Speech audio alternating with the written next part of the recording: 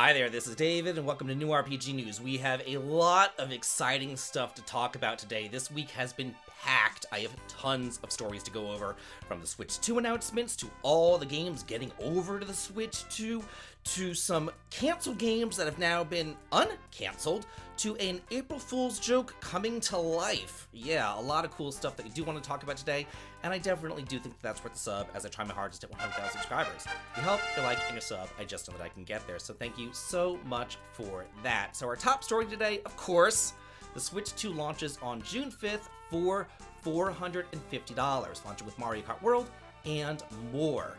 So you can buy it as a standalone console for the $450, or you can buy it as a bundle with a digital copy with Mario Kart World for $500. Pre-orders will open on April the 9th. Or will they? Yeah, we just got an update. This is like breaking news. We just got an update. Nintendo delays Switch 2 pre-orders in response to Trump tariffs. Pre-orders for Nintendo Switch 2 in the US will not start April 9th in order to assess the potential impact of tariffs and evolving market conditions, Nintendo said in a statement provided to Polygon. Nintendo will update timing at a later date. The launch date, though, has been unchanged. So the only reason why they would possibly change the pre-order time would be to assess the pricing. So yeah, the prices might go even higher, and I know that there was a lot of talk about, the cost of these games in general, because they were saying that, Mario Kart was going to be $80, and they were like, wow, that's the new norm. Are they going to be higher? Like, what's going on here? We don't know yet. I will keep you abreast of this situation, though, as it does unfold. So it goes into all this stuff about the Switch 2, what it has, all this other kind of stuff. But I think I just kind of want to hit the high points here, you know what I mean? It says, in addition to the Nintendo Switch 2 games, Nintendo Switch 2 can play compatible physical and digital games that were released on the Nintendo Switch. However, some Nintendo Switch games may not be supported or fully compatible with the Nintendo Switch 2. I looked at a list that was provided by, I think, Wario64 over on Twitter, and two that stood out to me was the Final Fantasy 1 Pixel Remastered, as well as Harvestella not being able to be played as of right now. They're currently looking into it. They're currently trying to, iron out the kinks and all that kind of stuff so that it will be fully backwards compatible with that. But I'm sure that other games like, Ring Fit Adventure that had like, weirdo peripheries and stuff like that obviously wouldn't be compatible either. But for the most part, it seems like just about like 99% of everything else is compatible with the Switch 2 right there. They talk about the Nintendo Switch Online, and it says that on Nintendo Switch 2, players with a Nintendo Switch Online membership will be able to use features like game chat. So there's this new like C button, and you hit it, and you can chat with like your family members or whoever's on like your chat list or whatever. It's nothing that I would ever in my life use, but it's there for other people who want to, sit around and talk and chat whenever they play games. I don't. I like to relax whenever I play games, you know what I mean? To me, it's just like a relaxing, cathartic experience, so I don't want to like sit around and talk with people, so I don't know, so yeah. It says that you get access to that for free as long as you have the Switch Online membership, which lasts until the end of March 2026. After that, you will need the Nintendo Switch Online membership in order to use the game chat, so it will be a subscription service right there. It then goes on to a whole bunch of new games for the system and everything else, and I just kind of wanted the high points because there's a lot here. Like, if I spent time going over every single one of them, oh my god, we'd be here forever. So Pokemon Legends ZA is getting a Nintendo Switch 2 edition. Let's see what else we got here. Final Fantasy VII Remake Intergrade. That's the first part of the Final Fantasy VII trilogy, along with that Yuffie, intermission or whatever, or Intergrade chapter or whatever. So that's going to be on it as well. We didn't see anything but Rebirth, just Remake for right now. Civilization 7 is going to get an edition. We already know that Bravely Default Flying Fairy is also getting an HD remaster. I did a full video on this. If you want to watch that, please do. I went over it in depth right there. Borderlands 4, Yakuza 0 Director's Cut, and Hollow Knight Silk Song are also coming to the Nintendo Switch 2. Now, some other games that are getting a Switch 2 version, again, we're going to go through this pretty quick and dirty. No Sleep 4 Konami Date from AI The Somnum Files gets a Switch 2 version due out July the 25th. I went over this game the other day in that Switch 1 Direct that they had. Raider Remastered is also getting a Switch 2 version due out alongside all the other versions on June the 19th. Professor Layton in the New World of Steam is getting a Switch 2 version that is due out sometime this year by Level 5. We do not have a release date for that though. Story of Seasons Grand Bazaar is getting a Switch 2 version, and this is due out alongside the Switch version and the PC version coming out on August the 2nd. Wild Hearts S has been announced for Switch 2, which is coming out on July the 25th. Kunitsigami, Path of the Goddess, is coming out on June 5th, so this is a launch title. I didn't play this game, but I heard fantastic things about it. This is a Capcom game, only $40. My friend Alex over at Backlog Battle, they were playing it, and they had nothing but great things to say about it. Witchbrook is now coming out for Switch 2. This is that Shucklefish game that I talked about. It's kind of like cozy witches or whatever. You fly around on a broomstick and all that kind of stuff. So it's also coming out for the Switch, for the Switch, the Xbox, and the PC. Let's see. Nabunga's Ambition Awakening Complete Edition announced for the PS5 and Switch 2. This is coming out as a launch game as well. So yeah, this already came out for the PS4, the Switch, and the PC, but if you do own that version, you will be able to upgrade to the content of this complete edition via paid downloadable content. So it's not a free update, it is a paid update if you already own a previous version of this. Rune Factory Guardians of Azuma has been delayed, unfortunately, to June 5th. So it was going to come out on the 30th. Now it's been delayed to the 5th, simply to coincide with the Switch 2 launch date. So it's also coming up for the Switch and the PC altogether. Elden Ring Tarnished Edition has been announced for the Switch 2 as well. This is due out sometime in 2025.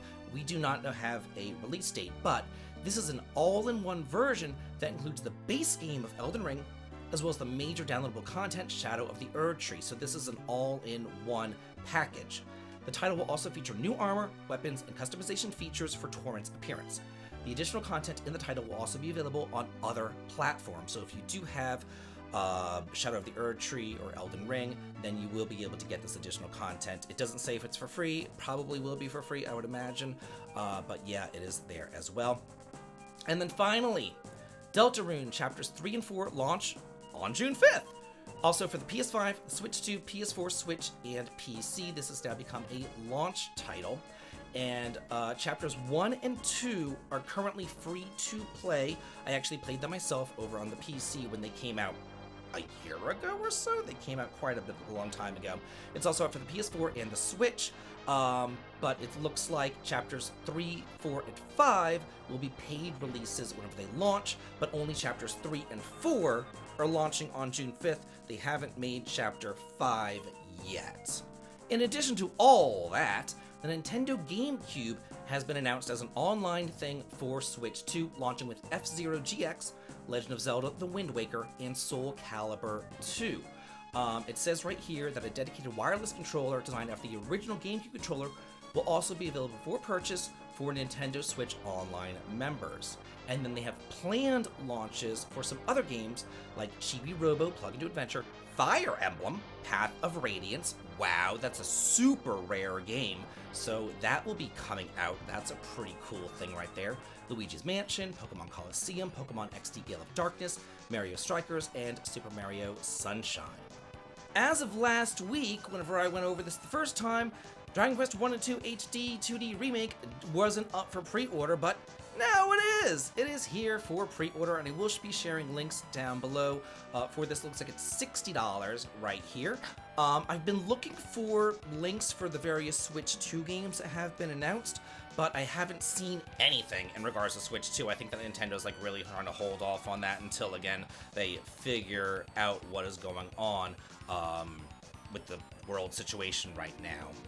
Another game that was not available for pre-order last week, but is available for pre-order now, Trails in the Sky First Chapter. This is for the Switch and the PS5. Looks like this one is $60 right here. I will include links below to all these games that you can pre-order right now. So you better get while the getting's good. It's coming out on September 25th of this year. It doesn't have a collector's edition that is available on like the Nisa store or anything else like that. I think it's only being done by limited run games, I'm pretty sure, but I'm also pretty sure that that's already sold out.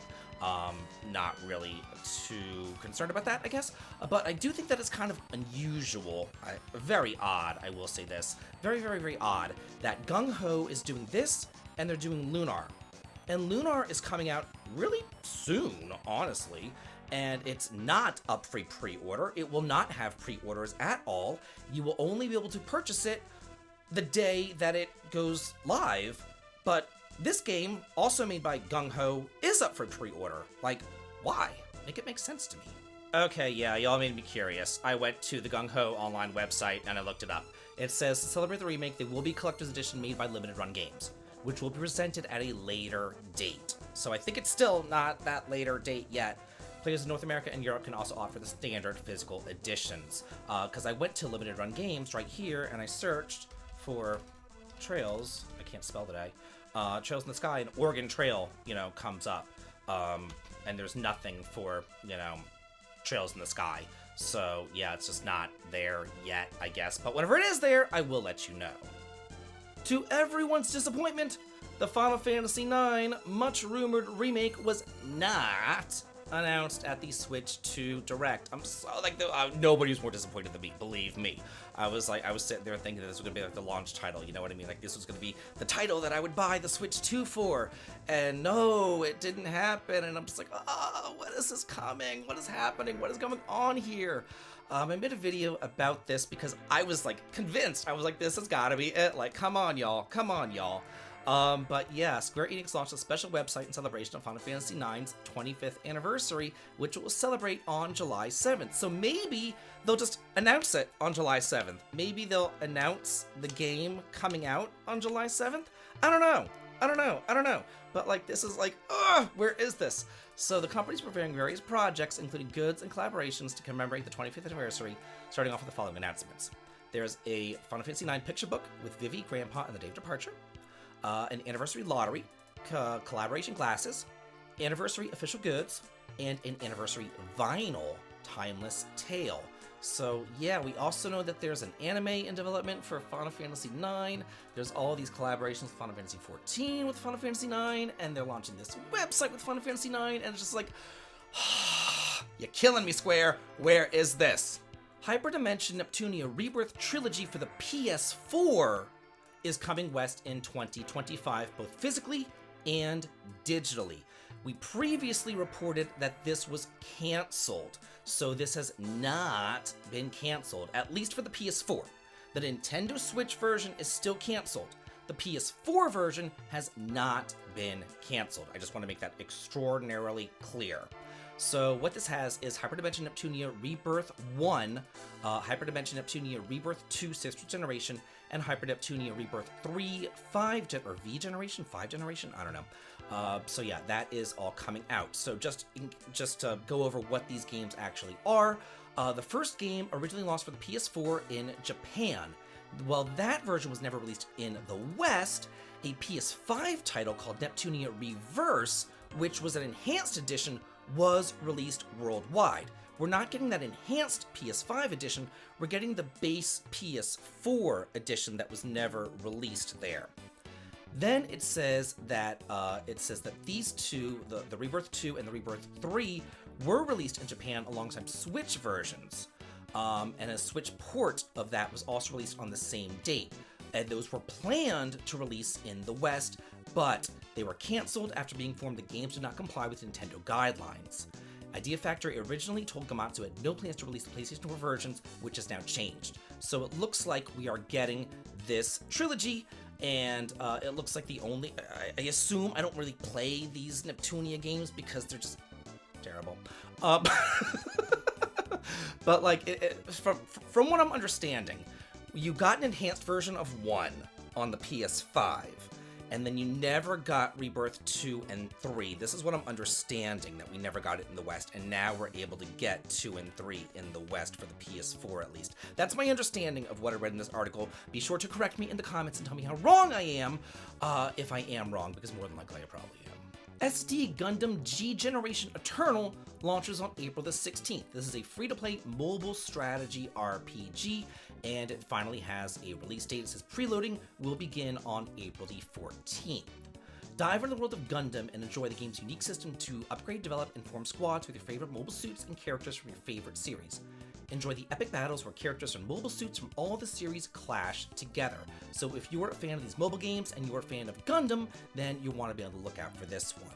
Pixel art dungeon crawler Oceanhorn Chronos Dungeon has been announced for the PC, iOS, and Android due at Q2 of this year. That guy looks like, who is it? Ivan from Golden Sun? Like I'm getting, actually, all of these characters kind of look like characters from Golden. Anyway. It's a new pixel art dungeon crawler in the Oceanhorn universe set 200 years after the events of Oceanhorn 2, Knights of the Lost Realm, which I've never heard of, but okay, here we go. It's a dungeon crawler featuring 4 characters couch cooperative play, inspired by 16-bit arcade classics. Fight side by side with your friends, or control all 4 heroes by yourself. We make it to the bottom of the Chronos dungeon. This is why I never heard of this, because I don't have any friends. So I don't have anybody to play with. Like, nobody will play a game with me. Like, I have no friends. So, play games like this. Randomized modifiers make each level unique, and each run unexpected. Heroes start every game with different stats, depending on the zodiac sign that they're bound to. And each of the 4 adventurers, the Knight, Huntress, Grandmaster, and Mage, feel and play differently. If less than 4 local players are available, the idle adventurers can be selected on the fly by the player. Like, I can't imagine trying to play this roguelike and balancing 4 different characters at one time because the game is only balanced about you having 4 different characters playing at the same time. You know what I mean? Like, that's crazy to me. Like, I would pull my hair out. Not that I have much hair left, but you know, it would be gone. 8-bit 2D dungeon RPG Crescent Tower for the PC launches this year. So this actually looks pretty cool. It will support the English language, and it says an authentic 8-bit style dungeon crawler RPG packed with retro style, intended for the NES generation. That's me! And all RPG fans. Yeah, I grew up with the NES. I know, I'm old. Crescent Tower, an unprecedented dungeon that appears just once every 50 years in the imperial capital of Meridome? No one knows what lies at the top, yet rumors abound of a jewel that grants any wish the heart desires and a potion of immortality. To finally discover what lies at the top of such a mysterious tower, nameless adventurers flock there. You were once one of the brave souls who set out to venture into the Crescent Tower. It has simple turn-based battles. It looks very Final Fantasy, but there's 5 characters, so it's like Final Fantasy 2, you know? Easy to pick up but highly strategic turn-based battles. Pixel art characters wage combat in the side view battle screen. And then there's choose a character from 3 races and 9 classes. Freely create your own character at the Adventurers Guild. Your character will grow ever stronger by repeatedly changing jobs while transferring skills already learned. So it's like a Final Fantasy V sort of thing. I think it looks pretty cool myself. I actually really do want to try this one out. I know I'm old, but I like this stuff. It is what it is. And in news of the weird, dating simulation game Pal World, more than just pals, is in development for the PC. This is a wacky school romance simulation.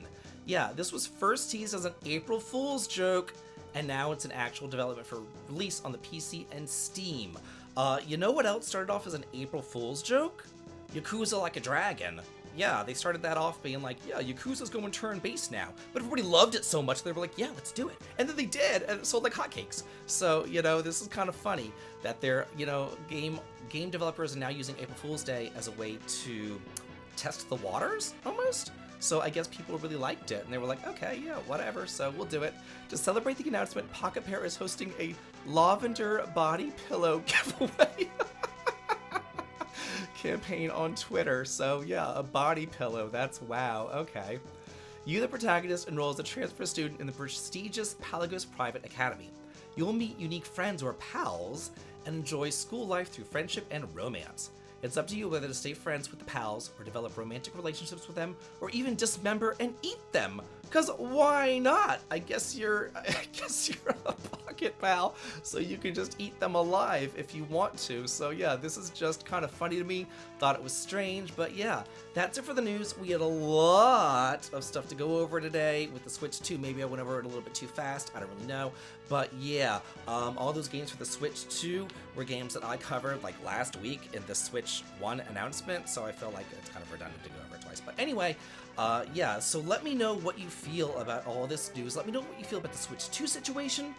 the game pricing situation of MSRP $80, the delay situation with the pre-orders, just the situation in the world in general. Let me know in the comments. And as always, have a good day.